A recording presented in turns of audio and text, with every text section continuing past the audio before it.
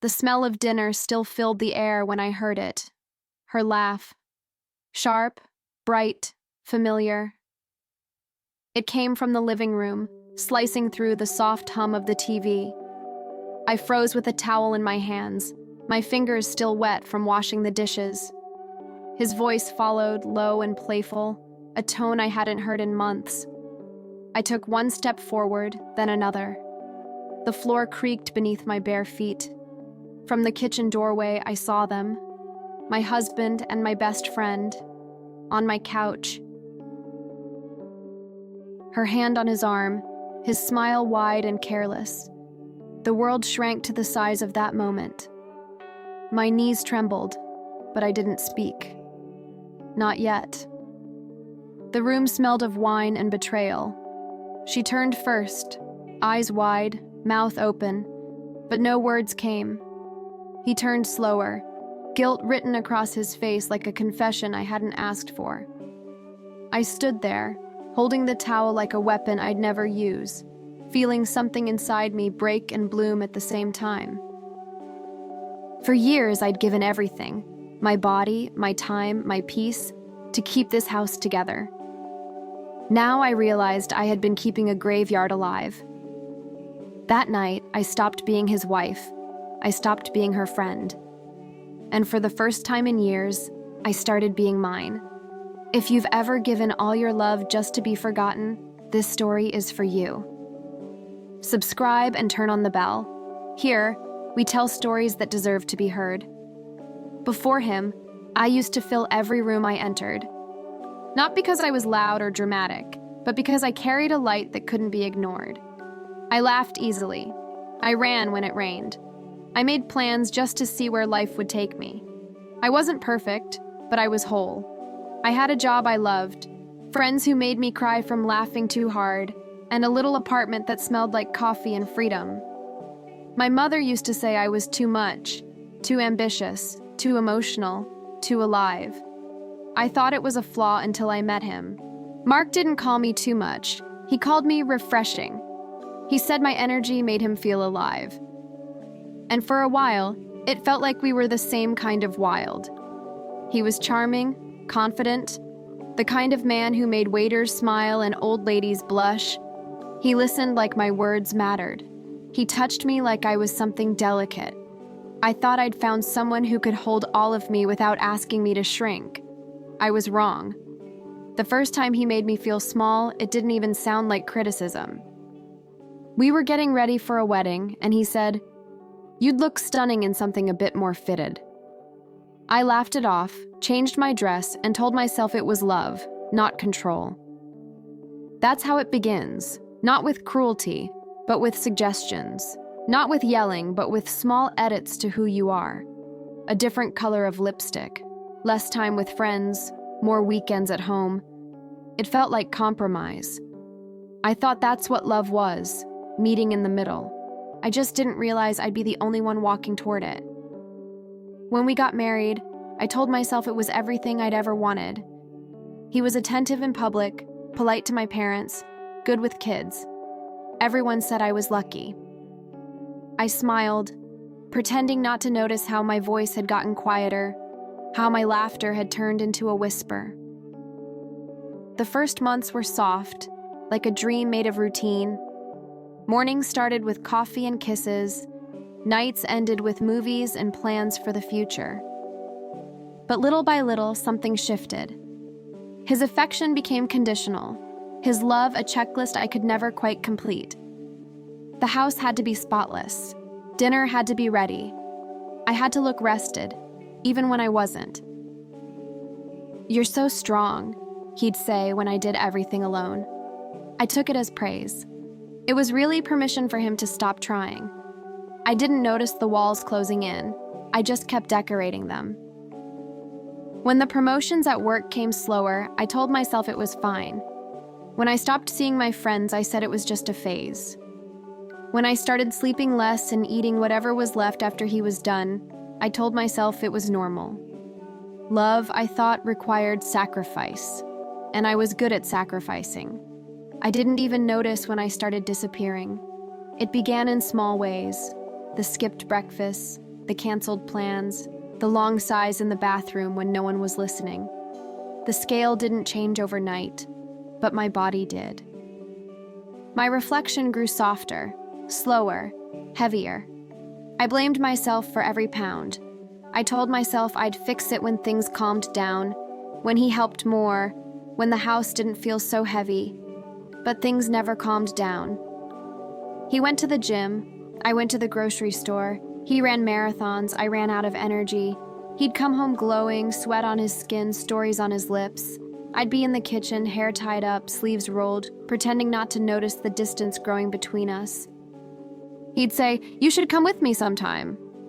But it wasn't an invitation, it was an accusation. The woman he married, the one with light in her eyes and fire in her words, was gone, replaced by someone who existed only to keep things running. One night, I caught him looking at me across the dinner table, his expression unreadable. I asked, "What?" He smiled, shaking his head. "Nothing. You just look different." I laughed, pretending it didn't hurt, but something inside me cracked. I used to think love was about finding someone who saw you. But the truth is, it's about not losing sight of yourself. And somewhere between loving him and surviving him, I stopped seeing me altogether. At first, it all felt like a rhythm we built together. He'd leave early for work, kiss my forehead, and I'd wave from the doorway like we were part of some soft, perfect movie. I loved taking care of our home. I decorated every corner, painted the walls the color of calm, filled our kitchen with plants and jars labeled by hand. He called it our little paradise. I believed him. I worked full-time, came home tired, cooked dinner, folded laundry. I thought that's what good wives did. He would say, "You're amazing. I don't know how you do it all." And I would smile, pretending his admiration didn't sound like distance. But slowly, I realized love had turned into labor, unpaid, unseen, unshared. The small things I used to do out of affection became expectations. If the towels weren't folded a certain way, he'd refold them. If dinner wasn't ready, he'd sigh. He stopped asking how my day was. He stopped seeing me. I became a background sound in his life, like the hum of the refrigerator, always there, never noticed. When I tried to talk about it, he said I was overreacting. So I learned to swallow words instead of speaking them. I replaced conversations with chores. It was easier that way. He started running in the mornings. "It clears my head," he said. He'd come home glowing, posting photos with hashtags about discipline and commitment. I envied his freedom. I had commitments too: laundry, bills, meals, endless invisible lists. I envied how his exhaustion looked noble while mine looked like failure. My body began to change, slowly, quietly. I didn't notice it at first, just the tightness of jeans, the ache in my lower back. But it wasn't the food. It was the accumulation of everything I carried that he never saw. The weight of his comfort, his expectations, his silence. Each pound felt like a confession my body made on my behalf. She's tired, she's lonely, she's forgotten. I started avoiding mirrors. I told myself it was just a phase. I'd lose the weight when things calmed down, when we took that trip he kept promising, when he finally looked at me again. But someday became the longest word I ever learned. The more I tried to fix things, the more they broke. He'd joke about the gym, pat his stomach, and say, "You should come with me sometime." I'd laugh, pretending it didn't sting. He thought I was lazy. I thought I was dying a little each day. Love had turned into maintenance, of the house, of his moods, of my disguise. I stopped dressing up, stopped wearing perfume. What was the point? He didn't notice when I did, but he noticed when I didn't. "You've let yourself go," he said once, not even looking up from his phone. I wanted to tell him that I hadn't let myself go. I had given myself away, piece by piece, chore by chore. That's how women disappear. Not all at once, but gradually, through repetition.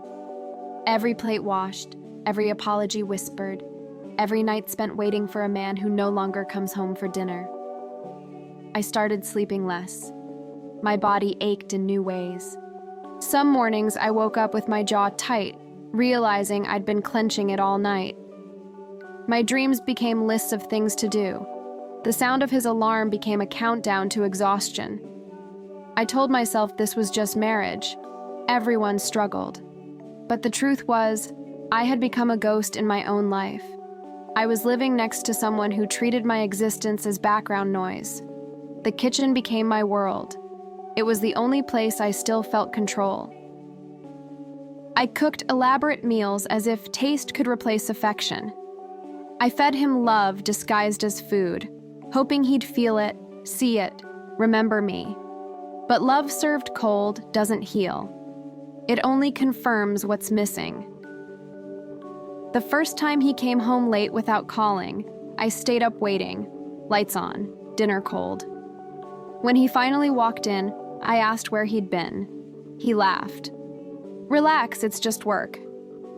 I wanted to believe him. I needed to. Because the alternative, that I had built my life around someone who stopped loving me, was too heavy to carry. So I did what I always did. I cleaned the kitchen. I packed the leftovers. I swallowed the silence. Somewhere along the way, I forgot how to rest. I forgot how to dream. I forgot what it felt like to be touched with tenderness. The woman I was before, the one who filled rooms with light, had dimmed to a flicker. And even though the house was spotless, I was falling apart. People think weight gain happens overnight. It doesn't. It builds quietly, one forgotten meal at a time, one skipped moment of rest, one sigh you don't release because someone else needs the air. My body didn't betray me. It absorbed everything I couldn't say. Every time he left his plate in the sink, I cleaned it. Every time he dropped his gym bag on the floor, I picked it up. Every time he forgot to ask how my day was, I answered the question for both of us. "Fine," I'd whisper, even when I wasn't. The pounds came slowly, and so did the shame. My clothes got tighter. My rings left small red marks. I'd look in the mirror and see someone I didn't recognize. Not ugly, just faded, like a photograph left too long in the sun. He never said anything directly, but his silence was louder than words. He'd hug me differently, kiss my forehead instead of my lips, glance at my plate when I reached for dessert. The kind of look that says everything and forgives nothing. I started eating in secret, not because I was hungry, but because it was the only moment that belonged to me. Food became my rebellion and my refuge. The kitchen light at midnight, the hum of the refrigerator, the quiet sound of a spoon against a bowl. It was the only time I felt like I existed for myself. I told myself it was fine, that once things settled, I'd get back to who I was. But things never settled, and who I was kept fading further away. My friends stopped calling. I stopped answering. The few times we met, I'd smile and say I was just busy, that marriage and kids left little time for me. They nodded, pretending to believe it. I could tell they pitied me. I pitied me too. My world had shrunk to the size of our kitchen table. I measured my worth in chores completed, dinners cooked, and arguments avoided. The more I cared for everyone else, the less I cared for myself. And still, no one noticed. When the doctor told me I needed to slow down, I laughed. "How?" I asked. "Who will do everything if I stop?" He didn't answer. Maybe he didn't know. Maybe he was just like everyone else, used to women holding the world together while falling apart quietly. I started to resent my body, not because it was big, but because it was visible proof of everything I had endured. Every pound was a story. The night he came home late and didn't explain, the morning he walked past me without a glance, the day I realized I couldn't remember the last time I felt beautiful. My body became my diary, written in flesh and exhaustion. He never saw it that way. He saw laziness. He saw failure. "You used to take better care of yourself," he said once while scrolling on his phone. "I'm trying," I whispered, though I wasn't sure I still knew what that meant. Trying to be what?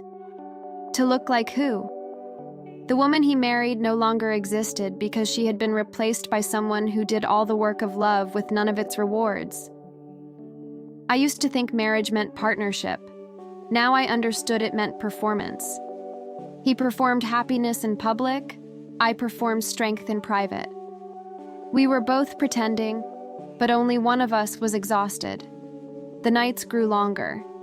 He stayed out later, always with excuses that sounded rehearsed. Meetings, friends, training. I knew the names by heart. My bed felt bigger and colder. Sometimes I'd reach across the sheets and find nothing but air. The loneliness settled in my bones, heavy and constant. I began to move slower, not out of laziness, but because everything inside me ached. I'd stand at the sink and stare out the window, watching other people's lives unfold. The joggers, the dog walkers, the laughter of strangers. I wondered if they knew how lucky they were to move freely through their days, to not have to disappear just to be tolerated. The house became both my cage and my proof of love. Every corner gleamed, every shelf was dusted, every meal prepared. I thought if I just kept everything perfect, maybe he'd notice me again. But perfection doesn't make people love you. It just makes them expect more. One evening, I tried on the dress I wore on our honeymoon. It didn't zip. I sat on the floor and laughed until I cried. That was the night something inside me began to whisper, "You're not living, you're serving." It scared me how true it sounded. For years, I believed my worth was in what I gave. Now I was realizing that what I gave had become the reason I had nothing left. My body wasn't the enemy, it was the evidence. Proof that love without reciprocity doesn't make you glow, it makes you heavy. Heavy with expectation. Heavy with resentment. Heavy with silence. The weight I carried wasn't measured in pounds. It was measured in everything I had done to be enough for someone who never even noticed. There's a kind of loneliness that only exists inside a marriage. It's quiet, polite, perfectly hidden under small talk and grocery lists. It's the silence that hums between two people who used to be everything to each other and now can't even meet each other's eyes. That was my life. The wife who kept the house warm, the fridge full, the smiles rehearsed. The woman everyone praised for having it all together. No one saw the cracks, and I made sure they didn't. I had mastered the art of seeming fine. Every morning I'd wake up before him, make his breakfast, pack his bag, and wave from the door as he jogged off, headphones in, music loud. The man who once couldn't start his day without kissing me now forgot to say goodbye. I'd watch him through the window, the world moving with him, and wonder when I had stopped being part of his life. When he came home at night, the smell of sweat and cologne followed him, proof that he had been somewhere else, somewhere alive. "You should come with me sometime," he said again, eyes on his phone. I wanted to scream, "You left me here years ago," but instead, I smiled. "Maybe one day." He nodded, already gone. I used to think neglect would come with yelling, with slamming doors, with cruelty. I was wrong. Neglect is soft. It whispers. It erases slowly. One day you wake up and realize you've been replaced by your own shadow. I tried to reach for him in small ways. New recipes, new dresses, a laugh forced at his jokes. But it was like trying to hug fog. He wasn't cruel. He was indifferent. And indifference is a slow kind of death. At night, he'd roll to his side of the bed, scrolling on his phone until he fell asleep. I'd lie there staring at the ceiling, tracing the cracks in the paint like escape routes. I thought about all the ways I had become invisible, The way he looked through me when I spoke. The way friends stopped inviting us out because he never came. The way my own reflection looked back like a stranger. I missed the sound of my own laughter. I missed the weight of being wanted. I missed the version of me that didn't measure her worth by someone else's attention. Sometimes I'd hear him on the phone, his voice soft and charming, the tone he used to use with me. "You're amazing," he'd say, laughing. My stomach would twist. I told myself it was work. He had female colleagues. It was normal. I wanted so badly to believe it that I stopped listening to the ache in my gut. Denial is easier than breaking your own heart on purpose. One night, I set the table for two. Candlelight, wine, his favorite meal. He came home late, smelling like rain and guilt. "Oh, I already ate," he said, glancing at the table before walking past me. I stood there, the candles flickering, the food growing cold, my heart heavy and stupidly hopeful. I blew out the candles one by one. Each small flame hissed like a goodbye. The next morning, I looked at myself in the mirror and didn't recognize the woman staring back. My hair was dull, my eyes tired, my body swollen from years of swallowing emotions. I wanted to scream, to run, to undo every choice that had led me here. But I didn't. I put on my robe, brushed my hair, made his coffee, and smiled when he said thanks. I had become the perfect wife, the kind who keeps everything functioning while quietly disappearing. My love had turned into labor, my care into currency. I started to notice the distance between us wasn't just emotional, it was physical. He flinched when I touched him. He avoided my eyes when I undressed. The few times we were intimate, it felt like a chore he was trying to finish quickly. I'd lie there afterward, tears slipping silently into the pillow, and tell myself it was enough, that at least he was still there. But presence isn't love, it's just proximity, and proximity can be lonelier than absence. The day I found the first hint of betrayal wasn't dramatic. It was a lipstick stain, faint, coral-colored, on the collar of his gym towel. I laughed when I saw it, not out of humor but disbelief. "It's nothing," he said when I asked. "Someone else must have used my towel." I nodded, pretending I believed him, but inside I felt something shift. A quiet cracking sound that echoed through every part of me. I stopped asking questions. I stopped hoping. I stopped waiting for him to come home early. My world became smaller still, just me, the kitchen, and the steady rhythm of my own disappointment. I told myself I'd leave one day, that I deserved more. But leaving requires strength, and I had given all mine away. Still, a voice inside me began to whisper again, the same one that had once told me I was meant for more. I didn't know it yet, but that whisper would soon turn into a roar. It was a Saturday afternoon when everything finally stopped pretending to be fine. I had just finished cleaning the kitchen, my hair tied up, the smell of lemon soap on my hands. He said he was going to help a friend move some equipment. I didn't question it. I never did. I had learned that asking made him sigh, that silence kept the peace. I stayed home baking a cake for the neighbor's birthday, the kind of small gesture that made me feel useful. When I took the cake out of the oven, my phone buzzed. A message from my best friend, Claire. "Can't talk now," it said. "Busy." I smiled, thinking nothing of it. She was always busy, always joking. But when I scrolled up, I noticed the timestamps. She hadn't replied to me in days. Something tugged inside me, small and sharp. I wiped my hands, sat down, and opened social media without knowing why. A new post appeared on her story. A reflection of a glass table, a wine bottle, 2 glasses, and behind them, the faint outline of a man in a dark blue shirt. My heart sank. He had a dark blue shirt, the one I ironed that morning. I zoomed in until the pixels blurred. I didn't need proof. My body already knew. I drove without thinking, the streetlights streaking past like ghosts. When I parked in front of her building, my hands were shaking so hard I could barely turn off the engine. I climbed the stairs slowly, like walking toward the end of a life. The door was slightly open. I heard laughter. His laughter. Hers. The sound was light and cruel, like the world's worst joke. I pushed the door open.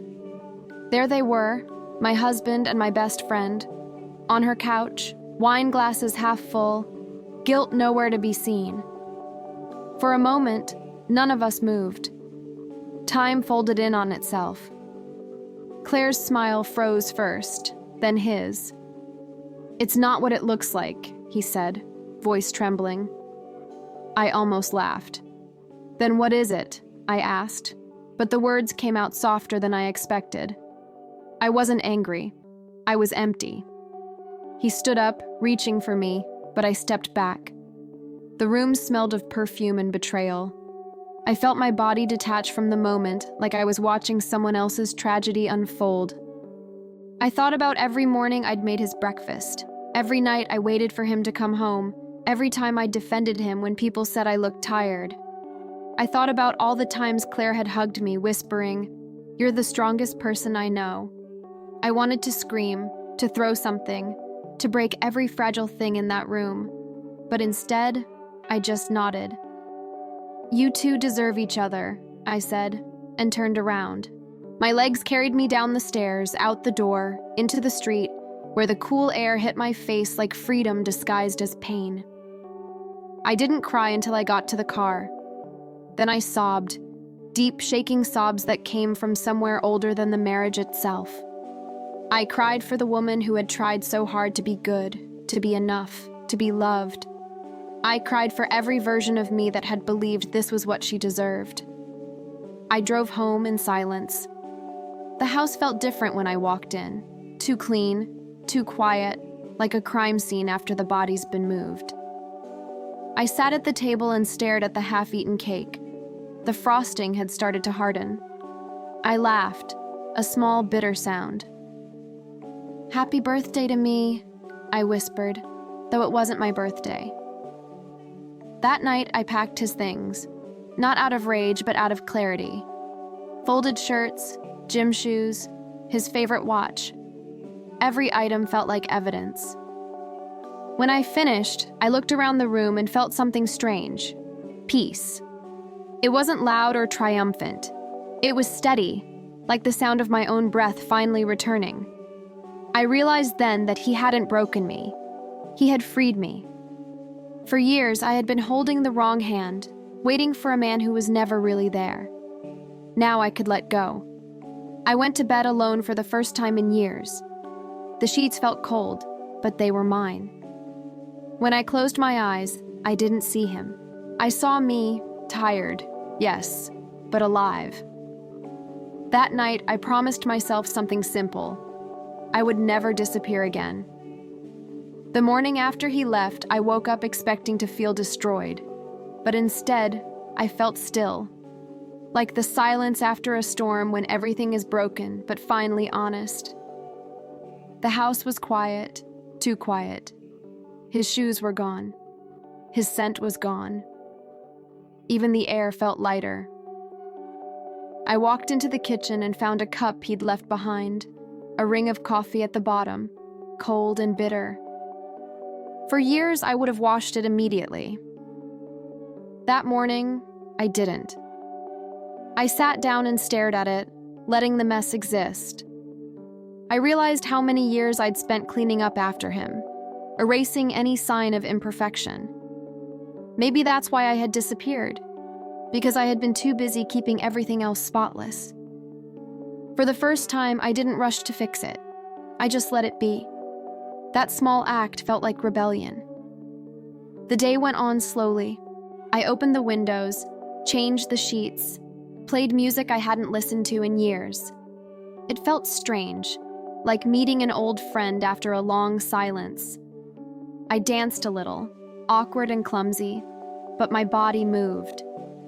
My body, the one I had hated, hidden, punished, was still here. It had carried me through everything. I whispered thank you to it without meaning to, and for the first time, the words didn't sound silly. In the days that followed, I cried, but the tears felt different. They weren't the quiet ones I'd swallowed for years. They were cleansing, like rain after dust. I started walking in the mornings, just around the block. At first, I could barely make it to the corner without my chest tightening. But I kept going. Not to lose weight, not to prove anything, just to remember how it felt to move. The world outside looked different, brighter, sharper, alive. I noticed the sound of birds, the smell of bread from the bakery down the street. I hadn't realized how long I'd been living without noticing. Slowly, my appetite changed. I stopped eating to fill silence and started eating to feel alive. I learned to cook for myself again, not for someone else's approval. I filled my plate with color, with balance, with intention. Food stopped being comfort. It became care. My reflection began to change, but it wasn't about size. It was about presence. I was coming back to myself piece by piece. People at work noticed first. "You look different," they said. "Happier." I smiled. It wasn't happiness yet, but it was something close. Peace, maybe. I started saying yes to small invitations again. A coffee after work. A weekend at my sister's. The first time I laughed so hard that tears came out, I startled myself. I hadn't heard that sound in years. It was mine. One afternoon, I found an old notebook in the drawer, pages filled with goals I'd written before the marriage. "Open my own business," one line said. "Travel alone," said another. I sat there for a long time, staring at the words, realizing how much I had abandoned to build a life that wasn't really mine. That night, I reopened the notebook and added a new line. "Become myself again." I didn't know what that meant yet, but I knew it started with movement. I joined a local yoga class, terrified and self-conscious. The first day, I couldn't even touch my toes, but no one laughed. The instructor said, "We're not here to be perfect. We're here to arrive." I held on to that phrase like a prayer. Every class, I arrived a little more. My body softened, strengthened, remembered. My mind stopped treating it like an enemy. I started to recognize the woman in the mirror, not the girl who had fallen in love with a man who made her smaller, but the woman who had learned to love herself in the aftermath. Months passed. The house changed. I painted the walls yellow, replaced the photos, moved the furniture. I filled it with music and plants and friends. It no longer felt like his house. It felt like mine. Sometimes, memories of him still floated in. His laugh, his smell, his cruelty disguised as charm, but they no longer hurt the same way. They were echoes, not ghosts. One day, while watering the plants, I looked out the window and caught my reflection in the glass. My face was softer, my posture stronger. I saw a woman who had been through fire and learned to build light from ashes. I smiled, not because I was healed, but because I was healing. And that was enough. A year later, I walked into the same street where everything had fallen apart, but this time, I wasn't the same woman. My body had changed, not into something smaller, but into something stronger. My steps were different too, grounded and deliberate, like someone who finally knew her own weight. I had lost some pounds, yes, but I had lost much more than that. I had lost the need for permission. I had lost the habit of apologizing for existing. I had lost the illusion that love required suffering. That day, I went to a small cafe near my old neighborhood to meet a client. I had opened my own business months before, a small catering company that grew faster than I imagined. People loved the food. But what they really loved was the story behind it. The woman who rebuilt her life from her kitchen. The woman who turned leftovers into beginnings. As I sat there waiting, I saw him, my ex-husband. He was standing across the street, leaning against his car, talking to someone. He looked older, thinner, his face drawn in ways I didn't remember. For a moment, our eyes met. Just a second, long enough for the past to flicker between us like an old film reel. I thought I'd feel anger or pity, but I felt nothing. Not coldness, just peace. He looked at me as if he'd seen a ghost. Maybe he had, because the woman he once knew no longer existed. I smiled softly, not out of triumph, but gratitude. Thank you, I thought. Thank you for teaching me what I would never accept again. I turned away before he could speak. I didn't owe him closure. I had already found it in myself. That night, when I came home, I lit a candle on the kitchen table. The same table where I once cried over cold dinners and empty seats. Now it was covered with fresh flowers and laughter. Friends filled the room, their voices warm and alive. We cooked together, spilled wine, told stories about survival that sounded like miracles. At one point, someone said, "You look radiant." I laughed, really laughed, and said, "I think I finally am." Later, when everyone left, I stood by the window, looking out at the night. The city lights shimmered like tiny promises. My reflection in the glass looked back, familiar but new. I whispered, "We made it," to the woman staring back. She smiled.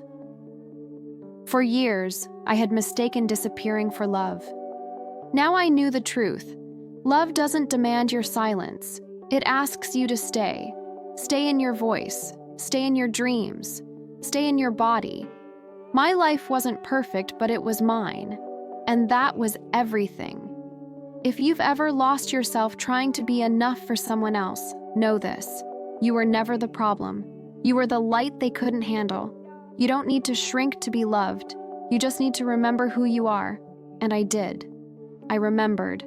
Finally. If this story touched you, even for a moment, subscribe and turn on the bell. Because here, we tell stories that deserve to be heard.